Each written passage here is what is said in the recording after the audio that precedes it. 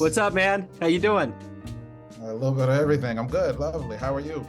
Everything's great, man. It's great to connect. I love the new album. Thank you so much. I appreciate it. Yeah. So we caught up in 2021, kind of as the pandemic was still kind of in that middle range. So before we get into the brand new album, The Thousandth Scholar, I want to know, how did you ultimately get through the pandemic, and how good does it feel to have new material out? Yeah. That's a great question. I mean, listen, I am perpetually in a season of gratitude. Um since the pandemic, after the pandemic, every day that I wake up. So I am, I count myself extremely blessed to have gotten through that, collectively, and me and my family and my kind of core group of people to get through it. And, I think maybe this isn't necessarily to your question, but I think it's all related to the broad range of it. I think that it's kind of given us all a kind of sense of perspective because so many things were impacted by that, people's livelihoods, the ability to go out and play in clubs or play in venues or get private parties, and all of these things were very much impacted. And to now be on the other side of that, to realize what we went through, and to a lesser extent still going through now, I think it's just all really gratitude. And I feel grateful to be able to continue to documenting my process, because that's really all it is, because I'm far from over, and we're really just getting started. So it really feels good to once again be in this position, releasing art into the world, hopefully making it all a better place. So talk to me a little bit about this album. Was this kind of hatched during the pandemic? How did all of this kind of artistically come about?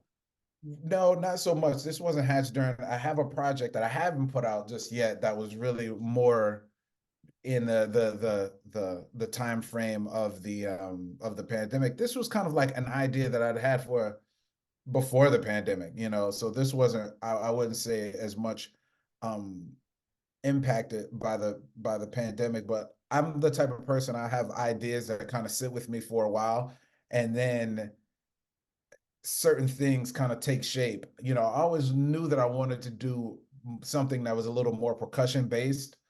In my mind, I had it more as a percussion ensemble, but then along the way, I kind of leaned on a couple of projects that I was inspired by, and I was just like, well, what would it look like to do this as a quartet? And essentially, this is a percussion project because you have piano, which is a percussion instrument, drum set, and then percussion. And then we have the string bass. And I told Samuel Torres, I told him that I always wanted him to be doing something. I don't see this project as piano trio plus percussion. It's like all together. This song, these songs, these tunes, this sound is all encompassing. So I was just like, if you're not sure what to do, find something to do, create colors, create textures, because I wanted that to be ingrained in these songs and the approach. So that's what he did, and I very much was in awe watching him put it all together. So what does the thousandth scholar mean? What was the meaning behind it? How did it take form artistically? So the Thousand Scholar, you know, in my opinion, it is representative of me trying to basically be a part of this continuum. Those musicians and those artists that have continually uh, dedicated themselves to always learning, to always getting better, to always, trying to craft out and develop and amplify their own voice. That's what it means to be a scholar. And in my opinion, um, the number is just this concept of wanting to be one of the ones, Yeah. and that's what I want to just be one of the ones. A lot of times we get, as artists, we get um sucked into these ideas of polls and one person being above one and these kind of ratings and things like that. And it's really my sincerest aspiration to just be one of the ones, one of the ones that have dedicated themselves to always growing and contributing through whatever artistic means possible. So what are you hoping the listener gets from this album? I hope that they experience a lot of different emotions. Um, you know, what it means to feel joy, to feel happiness, to feel longing for someone who is significant to you. It's all the emotions. I want them to experience all of that. And um Hmm. What would be great if when people listen to this project, they are inspired to create something that moves them. If I can create something that when it touches them, they receive it and they are also inspired to create something that would be a beautiful feeling for me because this world, we need as many beautiful creations as possible. So maybe that might be my small contribution to the mix. So we're closing this year out, going into a new one. What's going on with you with live shows? Anything else on your radar? What's happening? Oh, once again, I'm grateful for all of these opportunities. I'm still performing wherever venue will have me. So I'm never stopping with that. There's clubs, we have our the album release is going to be in March at Sam First, a wonderful club out here. And then in February, I'm going to be hosting the third annual Jazz at Naz series that's at on the campus of CSUN at the Soraya Theater. And, we're going to be having some world-class artists that are going to be coming through there.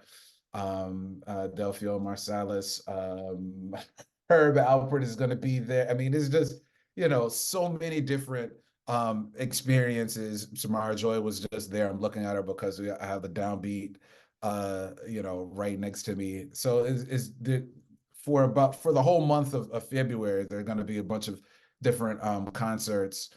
Lisa Fisher, Matthew Whitaker, Booker T. I mean, it's just going to be all kind of things, and I have the opportunity of hosting the digital segment of that, and creating more music. I mean, this is what I do, Yeah. and I feel very fortunate, and thinking about conceptualizing the next project. It never stops. By the time this one comes out, and this is really for any artist, but especially for me, by the time this one comes out, I've listened to it so much, in all of the stages from, pre-production and when they were just sitting on the paper to just first mixes, rough mixes, getting it mixed, mastered, and, notes and all of that kind of stuff. And like this, raise this up more or less of that. By the time it comes out, it's just like I've heard it so many times. I'm already on to the next one. Yeah. Yeah, I know that. Yeah, once we take hold and start talking to you, you're already in another realm. So Absolutely. yeah. So it's coming out in mid-January. If anyone wants to pick it up physically or otherwise, where's the best place to go and even find out about shows and what's going on with you? Yeah. Well, my website, reggiequinerly.com, is the best place. But it will be available iTunes, Amazon, Bandcamp. It will not be released on any of the streaming sites. It can be purchased directly off of my website. There's quite a few people. I mean, I still buy CDs too. So it'll be available there, but you can also get it digitally from my website directly from there. And that process has been streamlined as well. So yeah. Right on, man. Reggie, it's great to catch up with you. Wonderful album. I've already spun it on the show. I usually wait, but I've enjoyed it so much. It's on this week, so it's great to catch up with you. Have a great 24, man. Thank you so much. always an honor, and consider me a resource. I'm never more than a phone call away. Yes, sir. Thank you, Reggie.